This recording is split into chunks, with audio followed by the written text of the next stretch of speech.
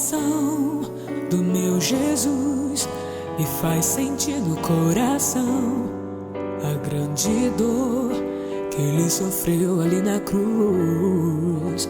O condenaram sem nada fazer, ficou calado, padeceu, levando sobre si o meu pecado e o seu. Trocaram-lhe por Barrabás, o açoitaram, desprezaram, o levaram para a morte, e uma coroa de espinhos colocaram em sua cabeça. Zombavam e diziam: eis aí o rei dos judeus. Bateram em sua face, feriram o mestre, levaram pra crucificação.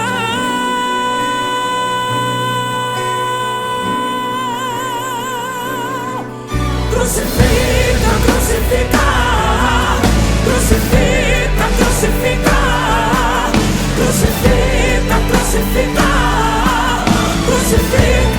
Não, não, não, não, o mestre não. Crucifica, crucifica, crucifica, crucifica. Meu Jesus, não, não, não, não, não. Crucifica, ele expirou. É tão grande o amor de Jesus que ali na cruz suportou os cravos nas mãos e nos pés.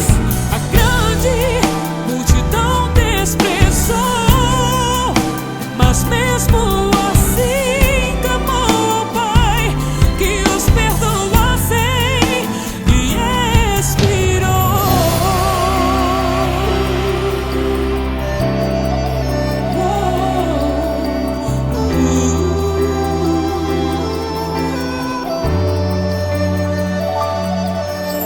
E eis que o véu do templo se rasgou, se fez trevas ali, tudo escuro ficou. Eis que o véu do templo se rasgou, se fez trevas ali, tudo escuro ficou. Tremeu a terra, fenderam-se as pedras, santos ressuscitaram. Hoje tem todo o poder.